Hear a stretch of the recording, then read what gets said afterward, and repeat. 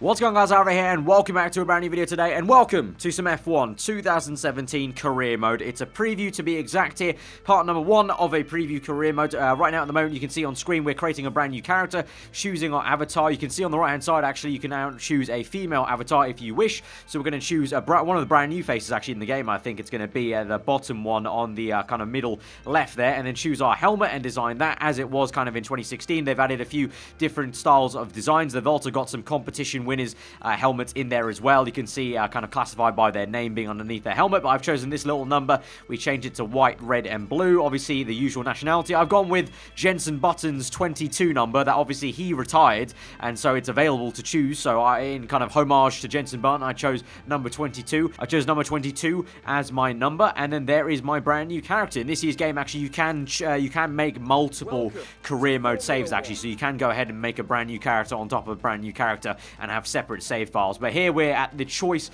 at the menu choice for the teams to select, and each team this year, just like last year, has a bit of a backstory, but they've gone a bit more in depth this time this year. So you saw Mercedes there was still on top, obviously, of the championship. Ferrari fighting for one. Red Bull Racing returning to the summit. So kind of they kind of package it a lot neater, a lot slicker. You can see Williams leading the midfield. Haas showing consistency there. Toro Rosso beating the midfield rivals. Renault will be kind of again rising back, developing into a front runner. You can see obviously that's the plan for Renault in real life as a 5-year plan. Force India pushing for podiums. We know that they're capable of that from previous season. They've done so well in real life. McLaren Honda make performance gains, and then Sauber score regular points, as you would imagine for Sauber, just trying to get on the board really. But obviously with 10 teams, actually they don't need to technically worry about losing prize money if they don't get any points. But obviously that would just be something that they want to achieve. But anyway, in this preview career mode today, we're going to be choosing the Renault F1 team. I'm going to be choosing Nico Hülkenberg for obvious reasons as my teammate, and I'm going to get straight into it.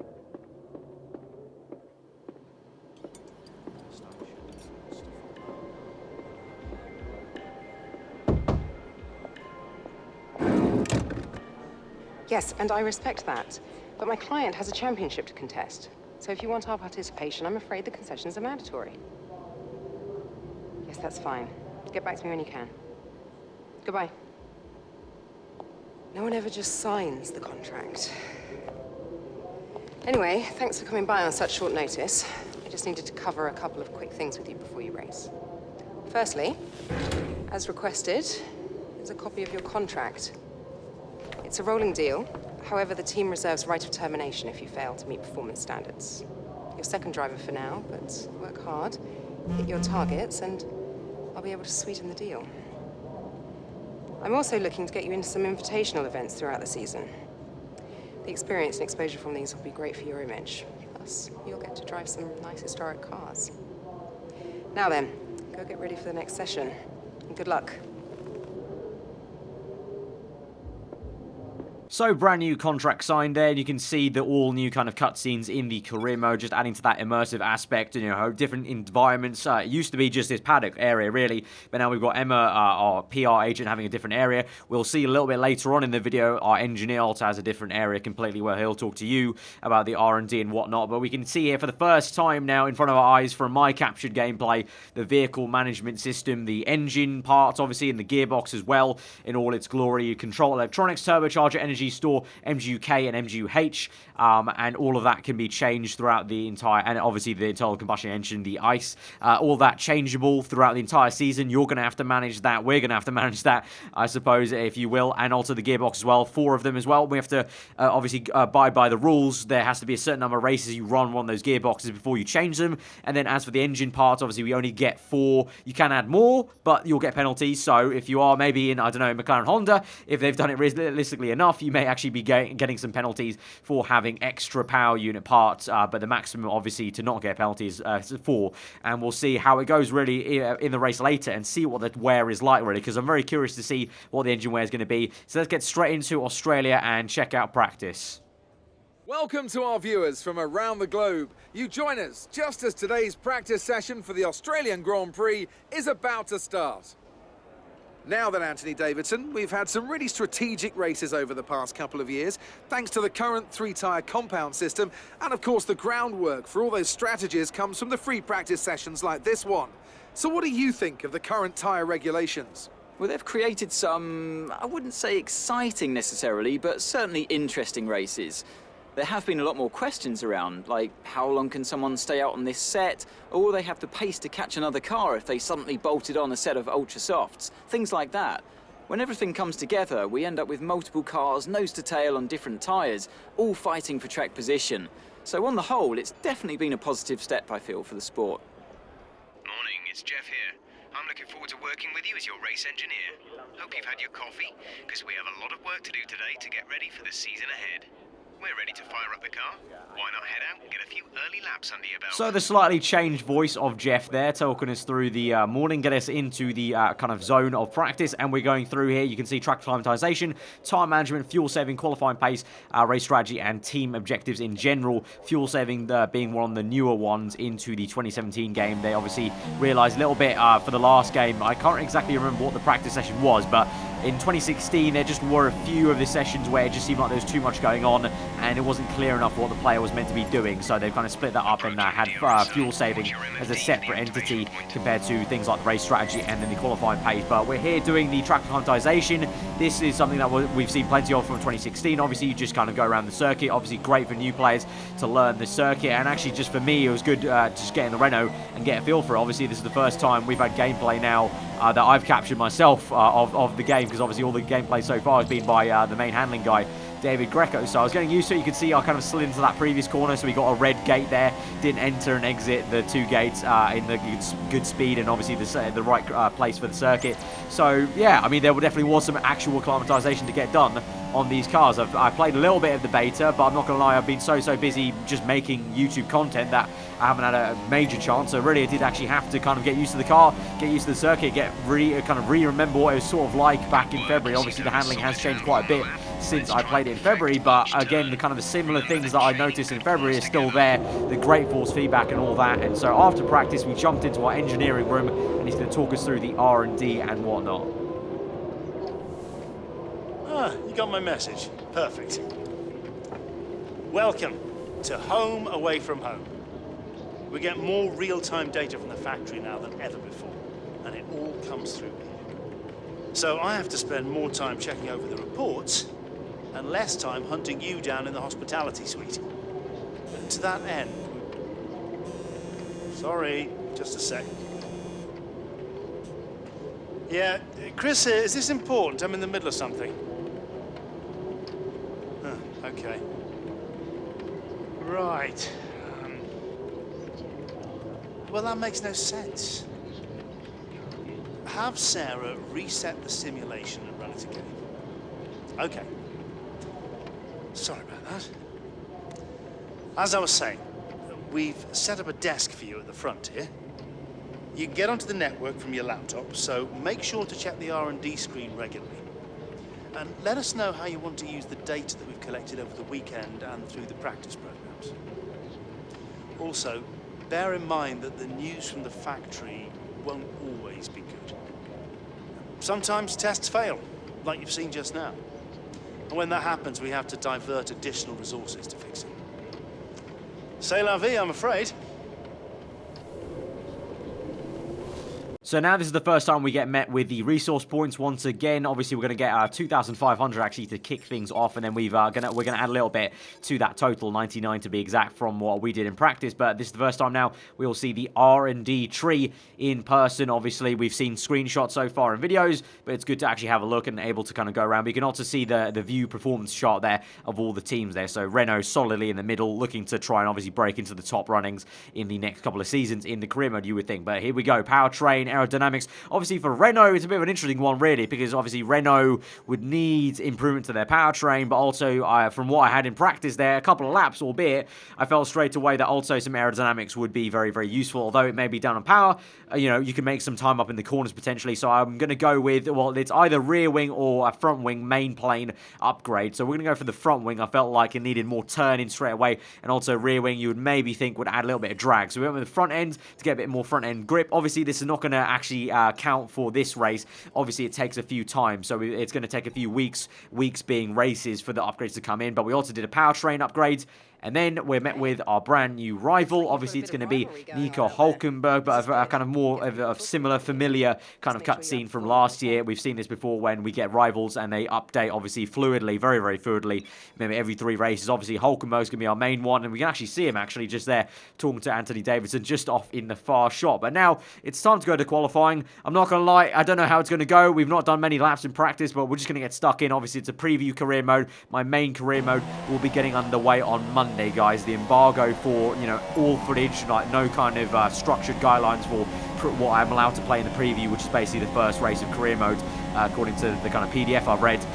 So the main full career mode will be on Monday, guys. So that's when I'll reveal what team I'm actually driving for in my main career mode to kick off F1 2017. But for now, we're with the Renault here, and we'll just see how we go. Obviously, got a few little laps. You can see I make a mistake straight away there on the first flying lap, going a little bit deep, so I end up actually aborting this lap, especially after you can see there's a little arrow behind me that's actually going to end up being one of the Ferrari cars, I think, the LB, and ends up overtaking me. I'm still technically pushing hard, but the Ferrari car obviously has the power in a straight line, so it goes round my outside. Very, very aggressive stuff there from Kimi Räikkönen, sparking away there, quite nicely actually, but very aggressive move around the outside. Obviously, maybe I held him up a little bit, but you can see I just kind of give up on that flying lap, and we go back out for another lap. Change the tyres, obviously. The setup menu is again in the little kind of, I would say, iPad. Obviously, it's not technically an iPad, but basically it is a little iPad. Obviously, park firming conditions there, but we changed the tyre from the first set of Ultra Softs to the second set, and then we're going to go out again and hopefully actually put a lap time on the board and see what it's going to be like. But definitely overcooked it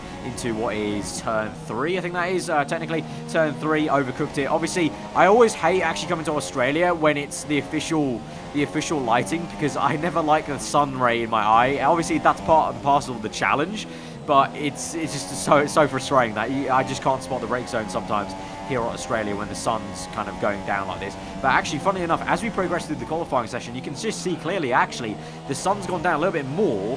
So actually, the sun is a little bit lower in some of the areas of the circuit. So it actually ended up being a little bit more visible then towards the end of practice. But I gotta say, Australia looks pretty damn nice. The visuals of this game, as I've said before in other videos, I don't know what it is. But it just looks a little bit, you know, I don't know what it is, the bloom of the you know, the lighting or whatever, or the saturation. It just looks that a little bit more crisper. And you can see I'm making a huge mistake here into Sector 3. Complete breaking the front wing, front right tyre off. Absolutely Jolyon Palmer it pretty much. I matched Palmer, what he did in real life in his qualifying, and I have to start last on the grid. Today's race, of course, not simply the start of a new season, but the start of a new kind of Formula One. Anthony Davidson, great to have you with us once again. This is a big moment for the sport. Big changes to the technical regulations. The potential, perhaps, to give us the biggest shake-up since 2014. Very different cars visually, and, fingers crossed, much faster as well. Good thing then that combined these teams put in just a shade over 13,000 kilometres on the clock during testing. The cornering speed of these new machines is absolutely unbelievable. How many lap records are still held by Michael Schumacher from 2004? Well, on the right day, on the right tyres, we might just be threatening them this year. Wider tyres, wider cars, more downforce. I have to say they look great, and the qualifying spectacle is undebatable. Now the big question remains, can they follow? Can they race? Or have these new rules gone too far? Well, I guess we'll find out if they've gone too far in the game at least, because we're going to go straight into this race then. The strategy is going to be a one-stop today, and we go to 5 red lights, to the Australian Grand Prix, part number 1, race number 1 of our career mode preview in the Renault car. 5 red lights have gone out and we're underway, and we'll just try and see what we can do into turn 1. It's a good start for Wehrlein there on top of Van Dorn. Van Dorn bogging down into turn 1. Wehrlein down is inside, side-by-side action there between Alonso and another car. We get squeezed out completely into turn 1 by Marcus Ericsson, actually. So I take it nice and, you know, very, very cautiously, actually, because I just don't know at this stage. Obviously, this is actually my very, very first race against AI, so I just don't know what to expect. So we go down the inside, though, of 2 cars going side-by-side, almost trying to hang around the outside of Ericsson, and doesn't work out. He squeezes it out, and then we've got Wehrlein here for company, who goes side-by-side with Pascal, giving him the room on the left-hand side, and he aggressively comes back at us, so we go wheel-to-wheel now. He's on the Ultra Soft, so remember, we're on the Super Soft, so it's a one-stop strategy for everyone today, as is the way with 2017, but absolutely awesome action right now on lap 1 with Verline. Really pushed us hard there, but we eventually make the move. But as I was saying, we're on super softs today, so we're going a lot longer in this race than some of the other guys. Also, you would have noticed on the top right, it is 15 laps. It's a 25% race because it's just a preview career mode here. Don't worry, for the actual full career mode I'm doing on Monday, starting Monday, it will be the usual 50% races that most people do on career mode and most of the time that I do in my career mode. But now we're moving back to the action, and Alonso getting squeezed out by Ericsson there. They went side by side momentarily. We go down the inside of the Spaniard. Very close stuff from our left wheel to the right-hand side of his front wing, but we make the move stick, and we're up into P17, so making very decent progress. I can't quite tell where Hulkenberg is. I think by the mini-map, he must be right at the tail end of the points there. So for now, doing a decent job. Vettel setting the fast out of the Grand Prix off pole position. We're in rich mix at the moment, so gaining a lot of time actually on Ericsson. Remember, Ericsson has got the old Ferrari engine in the back of that Sauber car compared to our 2017 spec Renault, so we're going to have the power over Sauber there in a straight line, especially with rich mix. And through turn 1, we put it back down to standard. We fake to the left, go to the right, down the inside here. Ericsson's going to put up a pretty good fight though as he goes and sticks it around the outside, very similar to what happened on lap 1, but this time, crucially, we find the grip and downforce around the outside, trying to keep our foot in, but Ericsson squeezes out, so we just have to let off the throttle. And I look behind me to get a little bit wary of Fernando Alonso. So far, really good to see positively the AI fighting quite hard for their positions to defend. And you can see in the mini-map, I'm losing a heap of time fighting with Ericsson. We go around the outside, and it will turn to the inside for the next corner here on the left-hander, locking up a tad, but we just about make that move, and we're up into P16. A little bit of a tank slap on the exit for good measure, sideways a little bit, but now we can just use this fresh air to try and catch up to Esteban Ocon. But you can see as we go through on the right-hand side now, this is the first time that I'm seeing it for the first time, the engine management, the gearbox management, as we go on the fly. And you can see already a few percentages, 7% for the MG UK, and all these different components. Actually, if you read closer in the engine management menu, the game will tell you which certain parts of your gameplay basically affect different things. So like the MG UK may get affected by rich mix, or the energy store will get affected by being a lean mixture, because if you're a lean mix, obviously you're saving fuel mixture, and you're also going to maybe be saving some ERS. Maybe that's a mapping that's going to be in the engine. So basically when you're lean mix in the game, it's not just talking about fuel mode, it's actually maybe talking about electronic mode as well. So things like that, it's going to be good for you. So a little tip there, if you are a little bit confused about how to maybe manage that, definitely read the menus when you get the game, because it's going to be helpful. But you can see Massa pulls up out of this race, retirement there, mechanical failure looks like, because there was no smoke from his engine like we've seen so many times in F1 2016. So we're up into P15 now, only 19 runners in this race. So just like I mentioned in the Greco gameplay at Singapore, that was a couple of days ago, Fernando Alonso's wet race in Singapore, that gameplay video. Good to see the AI getting definitely a lot of mechanical failures in the quick races, at least. In the career mode so far, 5 laps gone, there's been one retirement. So yeah, good to see that there's definitely variability there. But we're trying to close up on Danke Fiat here, and at the moment just hitting a bit of dirty air as we come through into the towards the second sector. You can see through the left-hander there, just getting very sideways, and that's obviously I got on the curb a little bit, so that's also my bad. But also behind Fiat, definitely did feel like you could feel a lot more of the wake from other cars this year compared to 2016. Obviously 2016 there was always that contentious issue of there was way too much slipstream effect. This year I think they've pretty much nailed the slipstream effect, and also at the same time, as I just said, I think they've also added a bit more of a wake effect in the corners to actually give you that sense of dirty air. It's not insanely big, but it's big enough, and you can see my tyre is starting to go out a little bit, also maybe a little bit of that dirty air as I go sideways through the final corner. Fiat thankfully comes in to the pit lane, so I can have a bit more fresh air to try and push after. At the moment, that's Esteban Ocon in the Force IndyCar. Obviously, at the moment, you can see Bottas is behind us in P8. So Bottas, Vettel, Hamilton, they've all pitted this stage. I say, unfortunately, it's going to be interesting to see how, let me know what you guys think about it, but it's going to be interesting to see how all of us as a community and a player base react to the fact that obviously being a 2017 game, obviously realistic to 2017, most of these races are going to be probably one stops, maybe a few 2 stops here and there if there's some rain, 2 stops, well obviously more stops if there's rain, but maybe 2 stops in the later races where there definitely has been a bit more of an aggressive strategy. But I don't know how I feel how I feel about it. Obviously in real life that's the way it is. It's a 1 stop, but I've always personally loved the kind of more 4 stop, 3 stop races, because there's just more stuff to do, especially when you're in a midfield car. The gaps are huge. I just don't know how it's going to play out. Obviously we can improve our car, so that's the thing that we're going to have to see how it goes in the next few races when we actually get stuck into the full career mode. But yeah, definitely unfortunate a little bit that moving from 25% to 50 to 50 to 100%, it's not going to matter. You're still going to have a one-stop race, unfortunately, a little bit. So, I don't know, a little bit of an interesting debate there. So let me know what you think. But we're going to come into the pits anyway for our set of ultra soft tyres. And as Anthony Davidson was actually trying to say in the intro to the race, and something that the drivers have definitely said is, obviously with the new 2017 compounds, it's a case of they do wear out, but you can still lean on them very, very hard, really push on them very, very hard. But the lap time may not be there. And that definitely was a case there towards the end.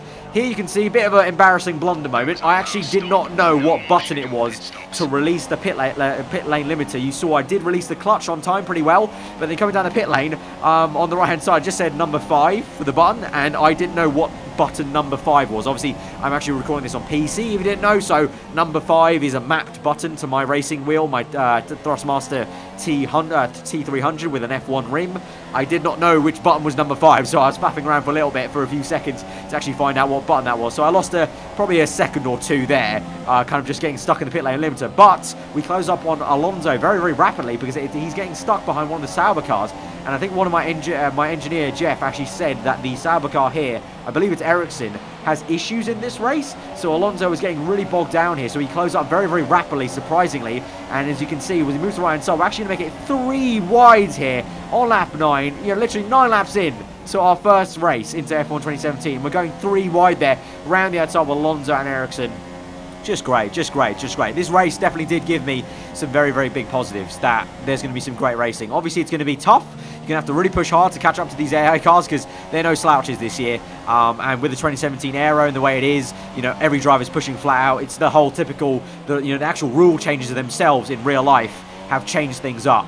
And you're really going to have to be on it. But when you do get up to the cars, just like I mentioned with Greco's gameplay, you're going to have to push hard, and you're going to have to try and really go for it for a ballsy move to make that. But Hulkenberg, out of this Grand Prix, as you saw there, that came up on our screen, and we come through, we passed him, parked up on the right-hand side. I believe that was also for a mechanical failure, because there was no smoke, and I looked afterwards, after the race, in the post-race race director, and it said mechanical failure. So unfortunate for Hulkenberg, but it does help us move up one more place to P14, which is actually our team's objective, actually. And obviously with Nico Hulkenberg being out of this race now, this is going to be, well, the Renault team's only kind of running car, so we're not going to get points today, it doesn't look like, from P14 at the moment. There's quite a sizable gap, 7 seconds around, I think it is, to Kevin Magnussen, who's just come out on ultra soft tyres as well. But as we take a look at a replay of Nico Hulkenberg going out this race, mechanical failure there, it's going to be a bit of a bad day in the office for Renault, but clearly just showing off that it's not going to be an easy task. I was actually at the launch event for F1 2017 in London this morning, talking to some of the devs there, and they mentioned the fact that they have tweaked the R&D tree even more since we tested it back in February, and so it is, they've properly made it a big challenge. Right, it's going to take a good 5 seasons for you to get like a McLaren to the top. Renault maybe another 5 as well, maybe 4 just about, if it, you know, you're starting a little bit higher on the actual pecking order tree that we saw a little bit earlier, but it's going to take a while. So, another fantastic victory for the Silver Arrows. So, Ant, how exactly did they set themselves apart from the pack today? The difference was clearly in the strategy. You could tell they'd done a lot of work on the pit wall to really optimise each stint and get the most out of the tyres. And it highlights just how much of a team sport this really is. But credit to the driver as well, though. There's no good having a well-oiled machine behind the scenes without a talented hound on the wheel, of course. And as the adrenaline dies down after another eventful Grand Prix, here come the top 3 out onto the podium.